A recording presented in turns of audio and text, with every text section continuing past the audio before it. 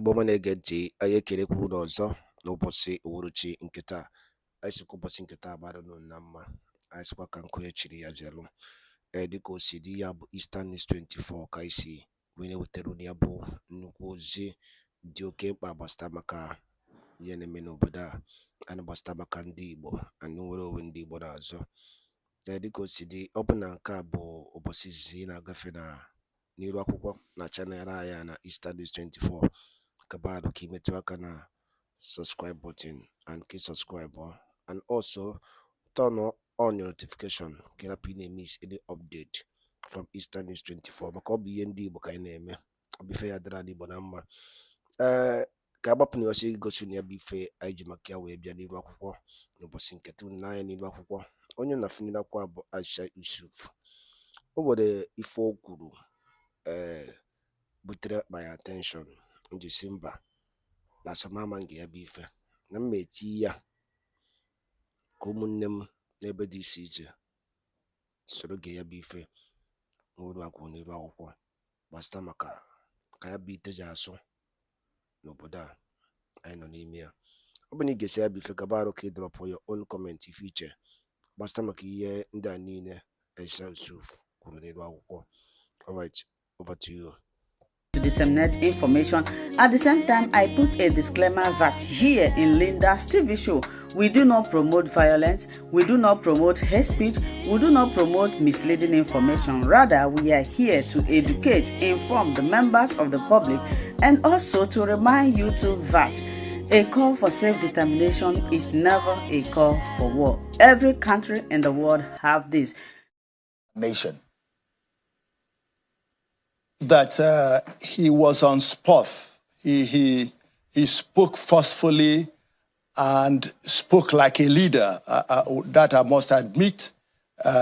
He made the right points, and many people will agree with him that our country faced, what we call revenue crisis, and we are spending so much money subsidizing petroleum, and just busy going to fill the gaps by borrowing from everywhere we could borrow money from, instead of thinking of how to reduce our costs and outgoings.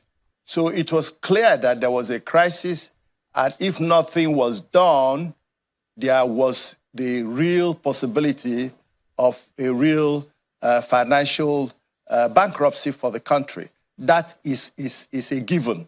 And his explanation as to that he had to do it and that it was a hallmark of leadership to take painful decisions, I think must have really received understanding by the audience he was speaking. The challenge we still have is how to make sure that down the line, the people that are affected by the impact of this really understanding the way the elite in Riyadh, or some of those who are watching the television will understand the people that are really affected.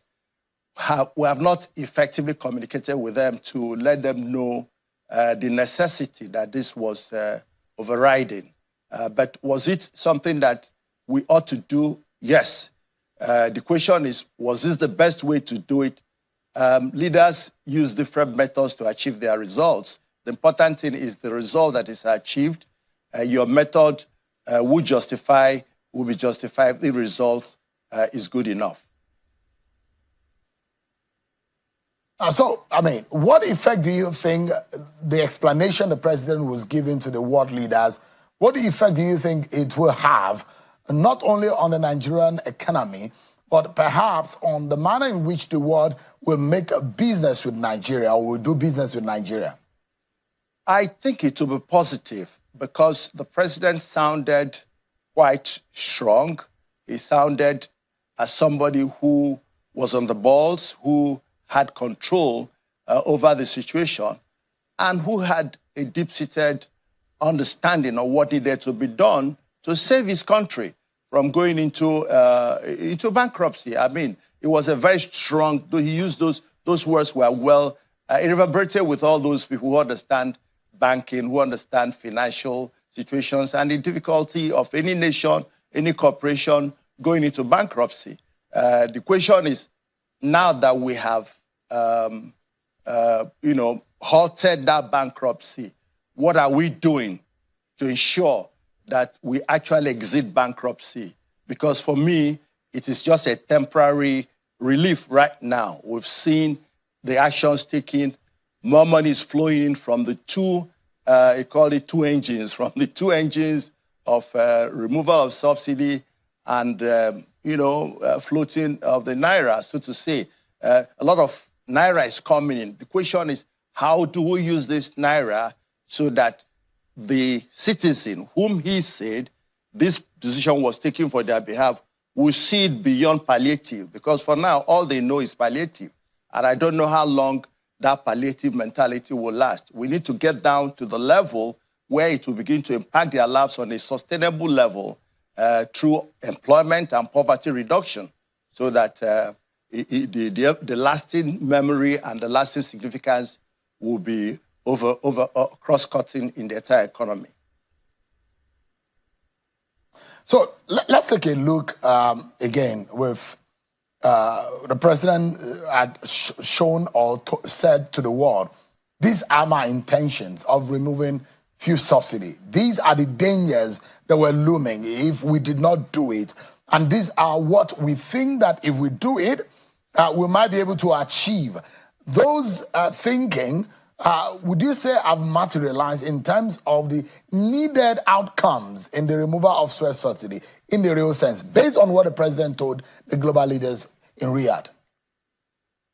We're waiting for the outcome. We're waiting for the outcome. What we have seen a lot is the downside, principally for the ordinary citizen. The government coffers are blowing up with naira inflow. It's making governance easier. But remember that even the president himself called it a tax at some time. The fuel subsidy removal is a tax on the common man. He knows that because he's a tax person and he's an accounting person. So we've taken this tax from ensuring that the citizenry receives the benefit on a sustainable basis. For the rest of the world, they have seen a president who seems to understand the rudiments of economics, who understand that if you want to attract investment to your client, you must, first of all, be transparent. You must, as much as possible, be open and minimize opacity, minimize lack of transparency, and minimize all the malfeasance that goes on in oil subsidy, whether it was real or unreal, and all the arguments that went around them. Nigeria became really a laughing stock. Some people were making money out of this subsidy for several years, and therefore, and it was a very weak point. Not only was it hurting our country in the image, it was hurting the country in terms of income. It was being shared at some level, some real, some unreal. So for that, he has made a good point to the international community. The international community will see him as a man who is willing to take a risk, who is willing to make decisions, because it is true that there's one challenge of leadership to know when to make decisions.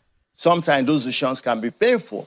And then there's a risk involved. You remember when Jonathan tried to remove a subsidy in 2012, the country was grounded. His government will have been overthrown.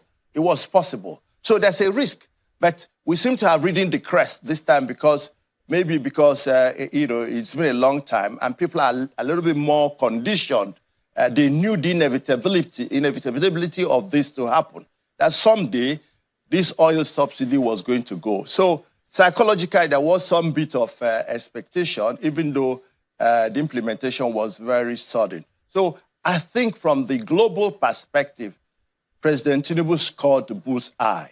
Now, for me, is how quickly we can ramp down by all the issues that are being discussed to make sure the money is not frittered away in going to fancy projects. I'm already beginning to hear of fancy projects, which I don't think relate to the need for now to enthrone and get productive capacity up, we need to ensure that we begin to export non-oil in a manner to ensure constant and unbroken flow of foreign exchange into the economy, and putting an export drive and bringing commercial agriculture, put some money in and support to manufacturing. I haven't heard so much about manufacturing. And manufacturing is today the greatest job creator in most climes. So we need to be sure that that is done. That's only where I have my fear.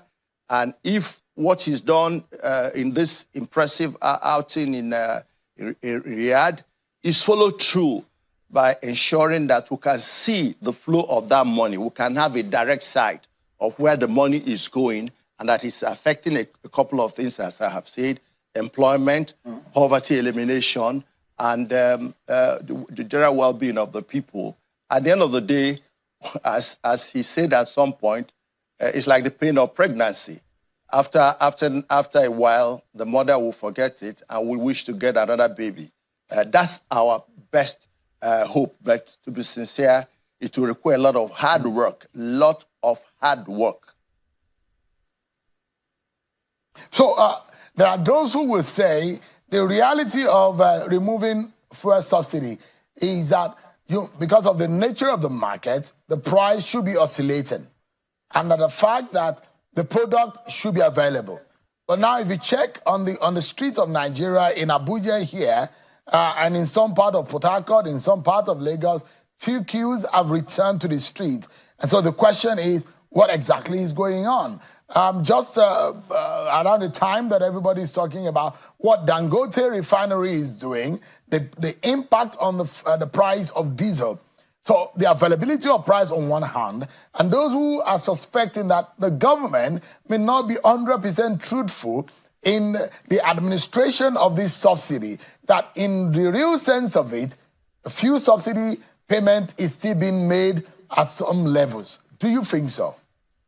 Well, officially, government has denied that there's no subsidy. But since we still can do some arithmetic and we can make some calculations, informed intelligence calculation, it looks to us as if government is not being completely open to us.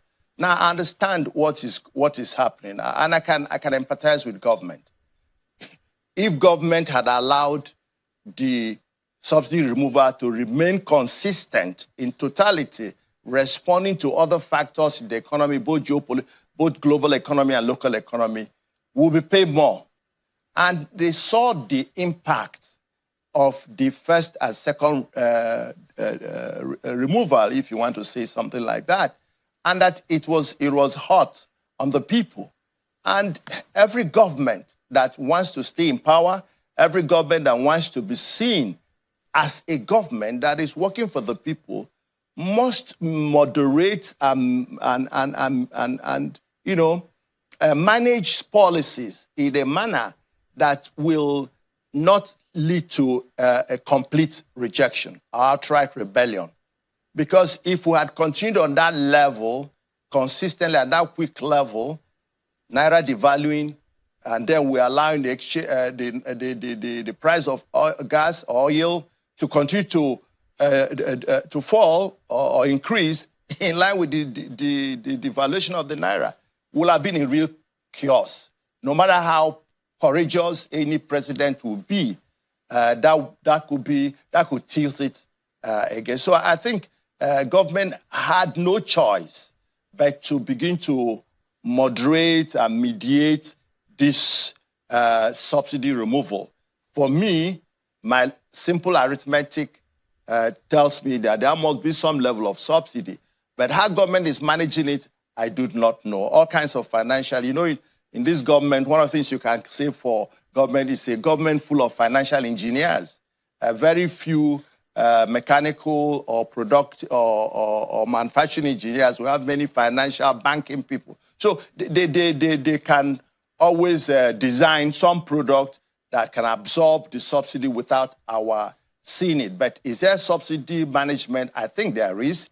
And I also can understand it, except somebody who does not wish Tinubu or wish the government well will say, go ahead with the complete subsidy removal. and let the market float, let the naira float, that will be disastrous. I'm sorry to use those hard words, but it's going to be quite difficult. So President Tinubu and his advisors and well-wishers will have been asking him, you need some moderation. Because as I say, what will be the benefit of a man to have 10 billion naira in his account, yet his children are hungry, his children are dying, and he said, no, I'm saving money. I want to have more money so that I can do something in future when the people are not alive today.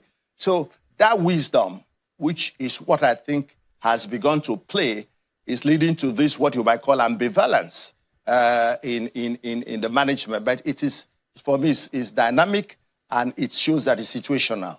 Leadership is situational, managing an economy is situational, managing human living is situational. It should not be a fast thing. You know, I've said it, it must happen that way. You destroy the human being because the human being, responds to so much stimuli in the marketplace. So government needs to keep its eye where it's going, the vision, the ultimate deregulation, the ultimate freeing of the market. That, for me, as chairman of Nigerian Economic Summit Group or president of the African Economic Summit for 2024, will suggest and agree that we need to deregulate the market, de-risk the market, allow free flow of goods and services, and let the market determine through incentives. But in doing so, we must be sure that we are not stacked against the odds. You know, when you are deregulating and when you do not have enough source of foreign exchange income, you are putting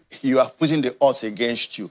When you are removing subsidies and you don't have sufficient productive capacity to produce the product so that you have a market equilibrium in terms of market supply, and also the competition that will moderate prices, because competition moderates prices and ensures that nobody takes advantage of the market. Thank God it's on. Refinery is yet to come on, to the best of my knowledge. Kaduna, worry. If we can get all these refineries on, it will help, because we can see the immediate impact of Dangote, at least on diesel.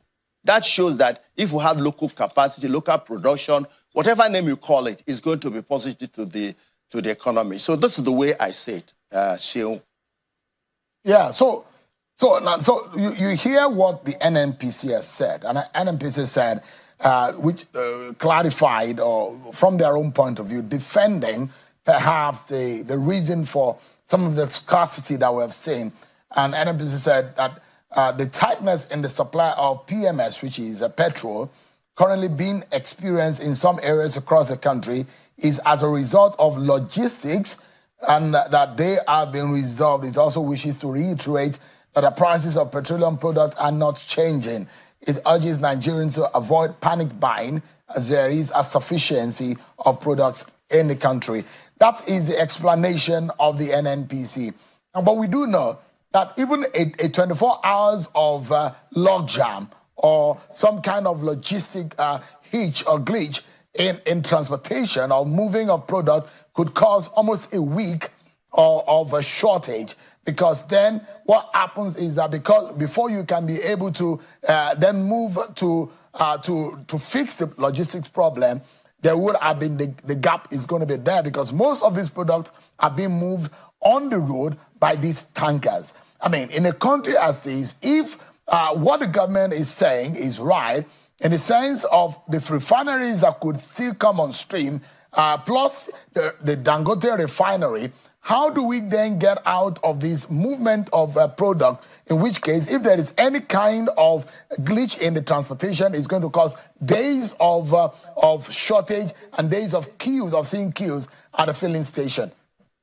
Shane, when I say there's so much work to be done, I was speaking because I have an understanding of how systems run.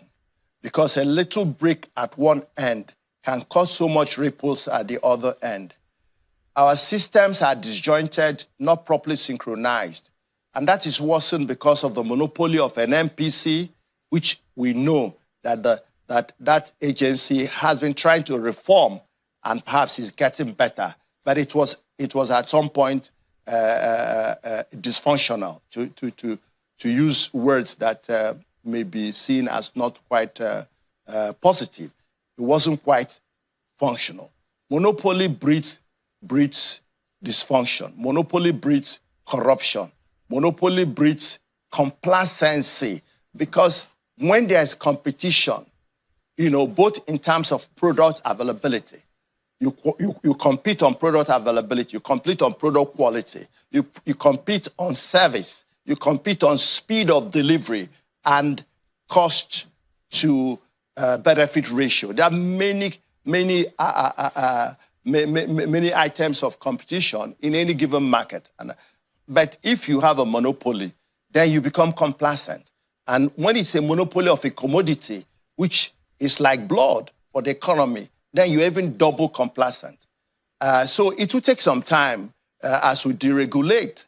We need to get more actors into the scene. And getting the actors is not just at one level, it's through the chain, from upstream, midstream, downstream, distribution, refinery distribution, storage, trucking, and transportation.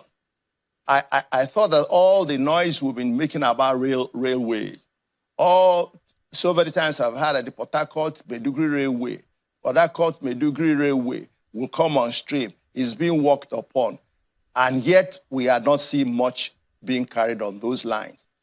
The Lagos Kano that we believe is working in some parts, I don't think is fully linked.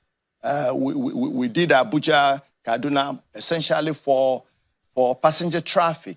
So we're not using all the modes of transportation. We're not completely multimodal right now in moving goods and services. We are using mostly road. The pipes are already truncated by the breaches we've heard from Niger Delta, even up to the middle of the country. So we're using the roads, and that is also what is hurting the roads. We build roads before you finish one section, another section is bad. The axle load is beyond prescription. So when I say there is work, Mr. President, there is work, really. And every once in a while, I empathize with you, because you need to deal with these issues of sequencing activity. And these activities have to be done simultaneously. We look at the wholesale chain. As we're making investment in refineries or attracting investment in refinery, we'll be attracting investment in other parts of the chain, so that we can have, we remove these hiccups. I mean, that's assuming that the story that it is a logistic thing is the gospel truth, as they said. As long as the market is still not fully deregulated in different dimensions. Deregulation not just removing price control.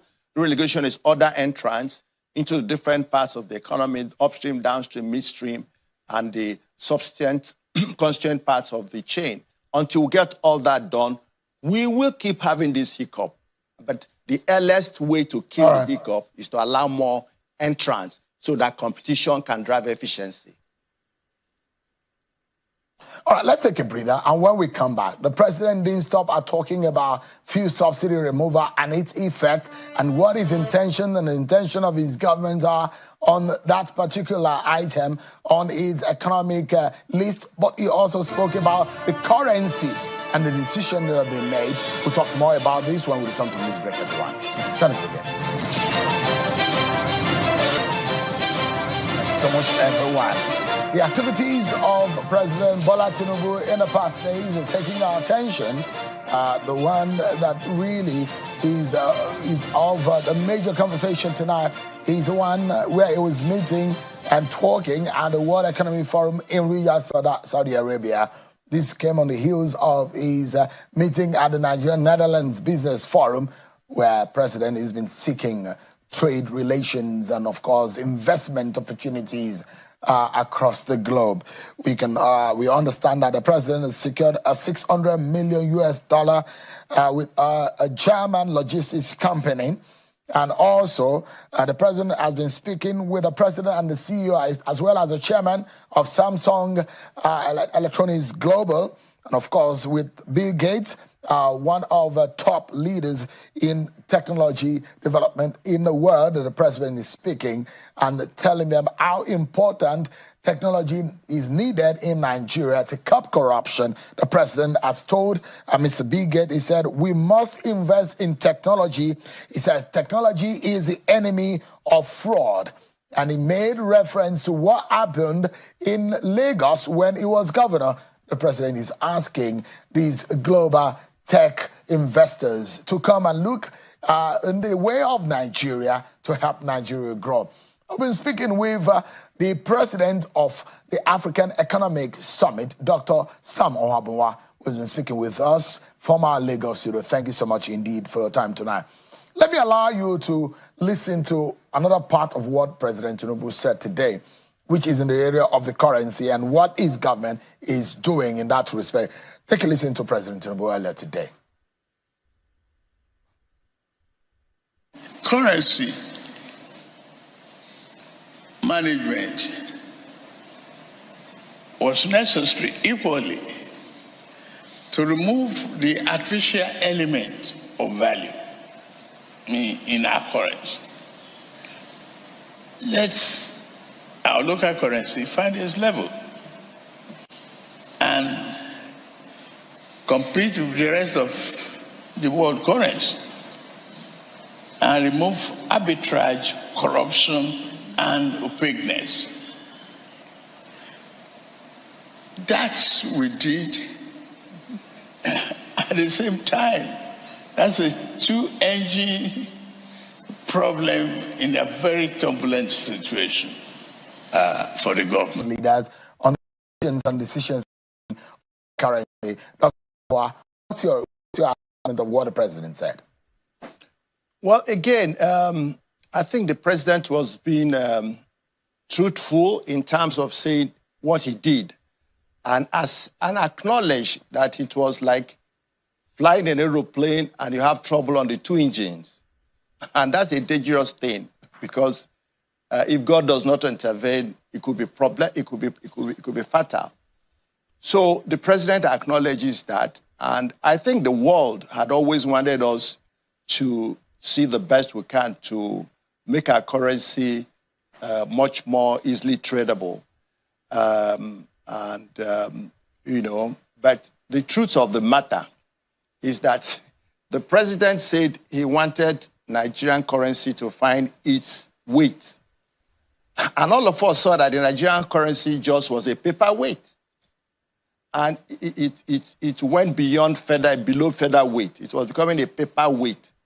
It got to 1,900 naira to the dollar until frantic actions were taken to stop that weight balancing. So while I believe, as I say, from my persuasion and from the ideological standpoint, economic ideological standpoint, I believe currency is a commodity, is exchangeable, and has a price and a cost. But if I must do anything for my economy, I want to do it at the time when I am able to defend my economy or my currency. At the time we did the flotation, we saw that it was a tough job defending the naira. It was tough, and I must salute the president and also the CBN governor and his team for rallying all manner of. I think they must have issued up to 200-300 circulars in a couple of weeks to block holes and fight all the battles with Bureau de Change, with all manner of people. And they've been able to steady the naira, and we're now trying to get its real weight. I believe also it's an economic policy. Every country decides what is best for it.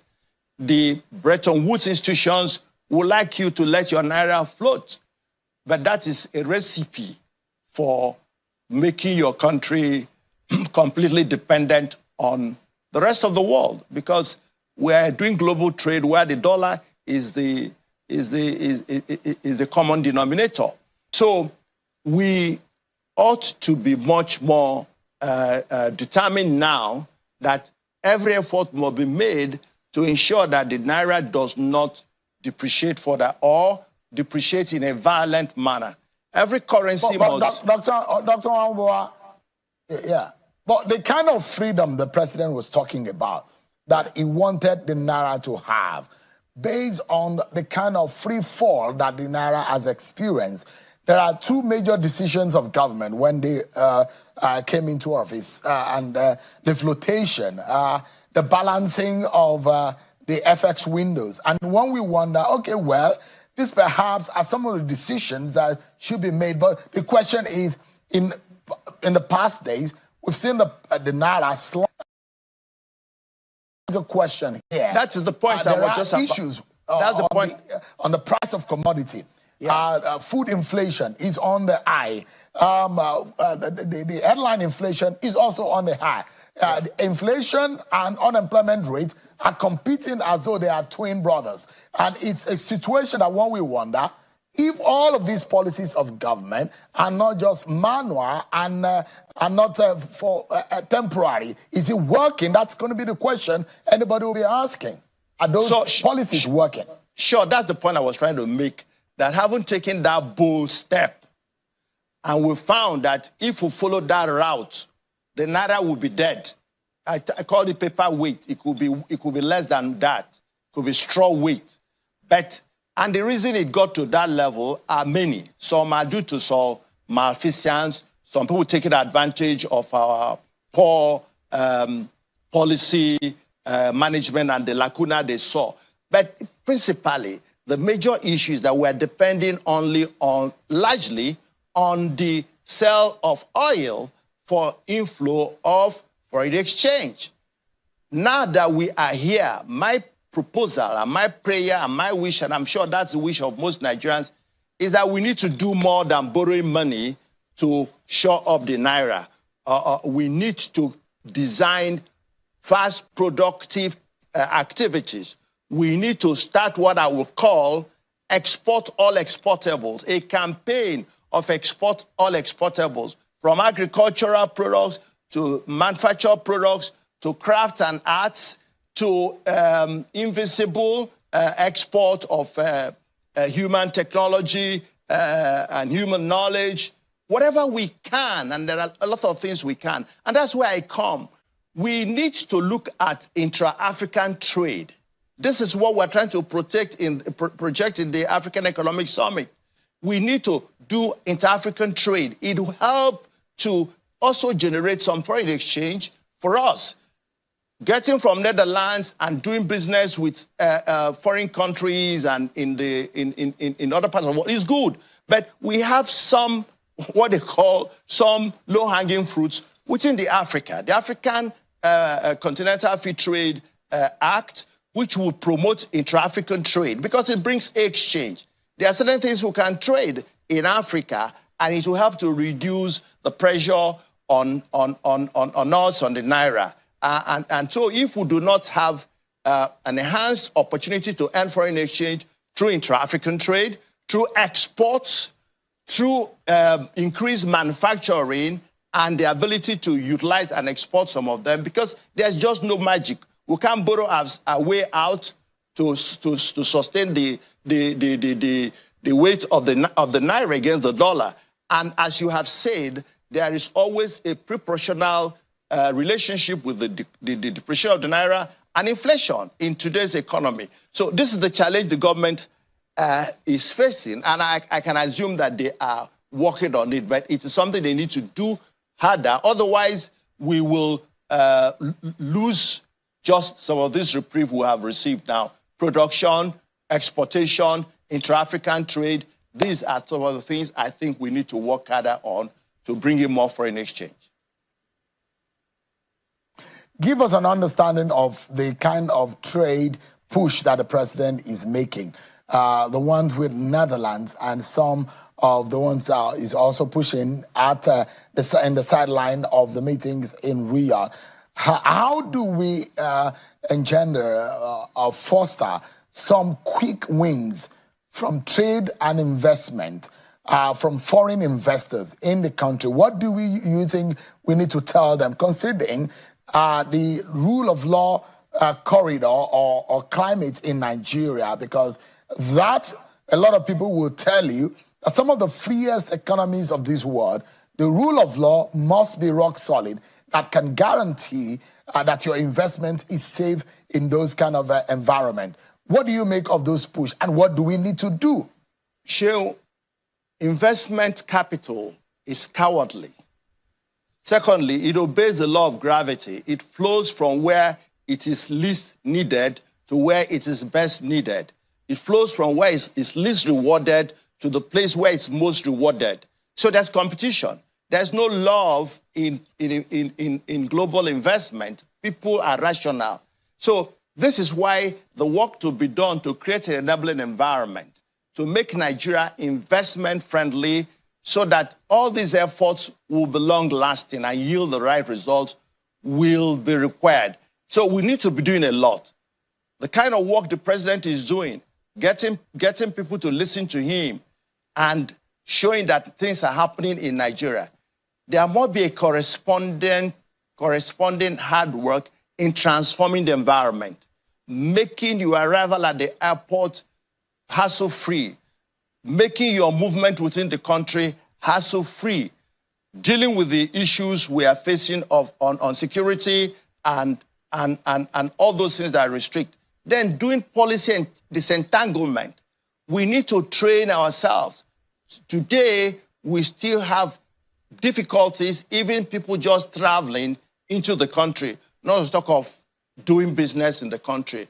The doing business environment, despite some efforts made, some results made, we are still not comparative, we are still not competitive.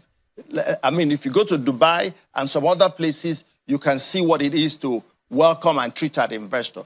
So what are the quick wins? As you just said, the quick wins for us for FI is, the shortest state is agriculture.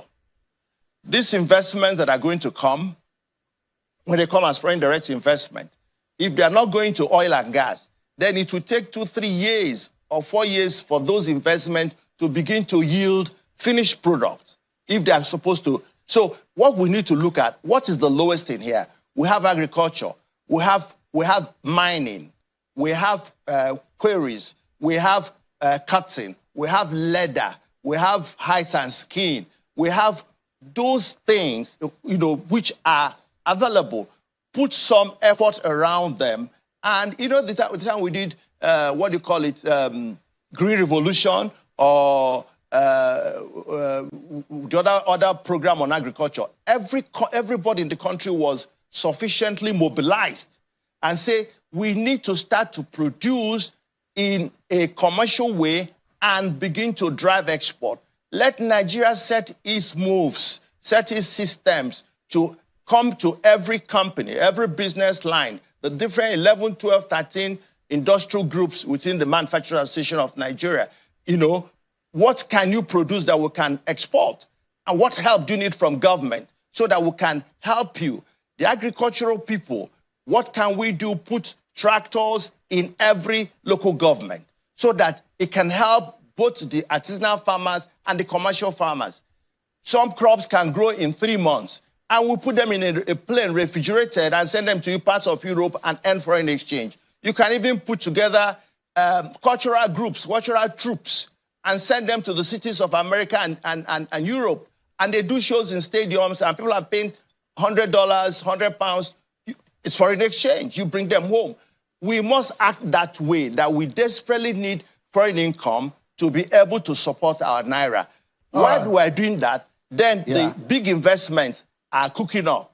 The investment is grinding. We are setting up, going through the process of building and bringing machinery and setting up the companies or whatever to produce whatever they're going to produce. But our greatest area is take what we have now, which is the agriculture, Nigerian natural agricultural endowment, textile, those kind of fashion, things that are available in our country, and we can sell some in Côte d'Ivoire, in Africa. Dr. Wabo, apologies. I need to take a break now. Sorry. Yeah, just for a moment, I need to go on a break. When we come back, I'll come to our concluding part of the conversation. Hopefully, we have Professor Khalifa Dikwa, the Dean of Borno Elders Forum, to give us some insight on some of these issues also. Stay with me, everyone. We'll be right back. Thank you so much, everyone, for staying with us. Let's get some other perspective to this conversation.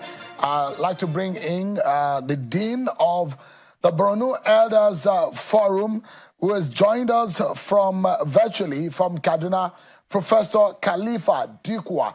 Thank you so much, Prof, for joining us this evening. I know it's been a very turbulent one trying to get hold of you to speak to us, albeit the several logistic issues. But thank you so much indeed. Let me get straight to the point. What do you make of some of the... Thank you so much, Prof. What do you make of the position of President Tinubu, what he said to the world and the global leaders on the reasons of the removal of subsidy and also on the issues of the currency? What are your thoughts on those?